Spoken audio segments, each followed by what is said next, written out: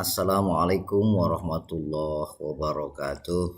Selamat pagi anak-anakku semuanya, anak yang saya banggakan, yang saya cintai. Pada kesempatan pagi kali ini kita bersama-sama mempelajari bab 4 PPKN kelas 8 dengan materi ya. Di bab 4 ini bisa kita lihat di buku PPKN, silakan kalau yang itu, yaitu dengan judul Semangat Kebangkitan Nasional tahun 1908. Untuk yang pertama adalah kondisi bangsa Indonesia sebelum tahun 1908. Kita tahu bahwa rusaknya ekonomi Eropa itu akibat peperangan dari berkembangnya teknologi pelayanan dan pada abad ke-15 yang menyebabkan negara-negara di Eropa melakukan ekspedisi. Ekspedisi ini banyak menemukan sumber ekonomi dan lahan baru untuk dilakukan perdagangan. Ternyata kemudian bangsa Eropa tidak hanya melakukan perdagangan melainkan langsung menguasai, menjajah. Mereka anggap bangsa Indonesia adalah lahan yang empuk sekali.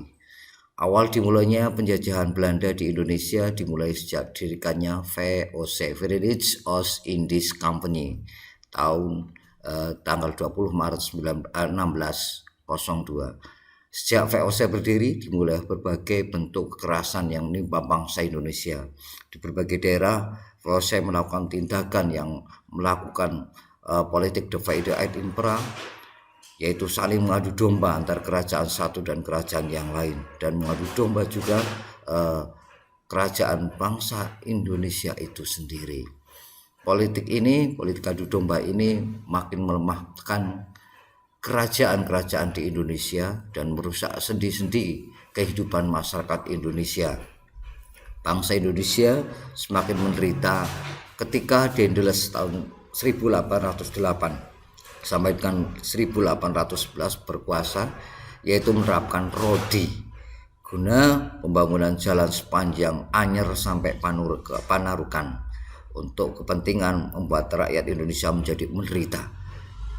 Anyer Panarukan sekitar 1100 km.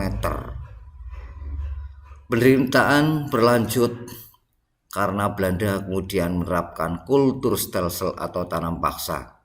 Tanam paksa ini ditentukan oleh Gubernur Jenderal Hindia Belanda Van den Bosch tahun 1828 untuk mengurangi krisis ekonomi di Belanda. Sistem tanam paksa ini membuat rakyat Indonesia semakin menderita. Sawah dan ladangnya ditanami sesuai dengan kehendak mereka. Tanam paksa menyebabkan rakyat diperas bukan hanya tenaga melainkan juga kekayaannya, sehingga mengakibatkan banyak sekali jatuh kemiskinan. Di pihak lain, penjajah mendapatkan keuntungan yang luar biasa sehingga Belanda menjadi kaya raya. Kemudian penderitaan bangsa Indonesia menumbuhkan benih perlawanan di berbagai daerah. Perjuangan perlawanan ini banyak dipimpin oleh para ulama atau para kaum bangsawan. Sultan Hasanuddin dari Sulawesi Selatan, Sultan Ageng Tirta Yasa dari Banten, Tuanku Imam Bonjol dari Sumatera Barat, Pangeran Diponegoro dari Jawa Tengah memimpin pasukannya. Perjuangan rakyat Indonesia mengusir penjajah belum berhasil. Hal ini disebabkan karena masih bersifat kedaerahan dan belum terorganisasi secara modern. Penderitaan yang dialami oleh bangsa Indonesia menyadarkan beberapa orang Belanda itu sendiri untuk mengadakan perlawanan, di antaranya Baron van Hövell, Edward Dekker, dan Mr. van Deventer. Edward Dekker kemudian terkenal dengan nama Multatuli. Menulis bukunya Max Havelaar tahun 1860.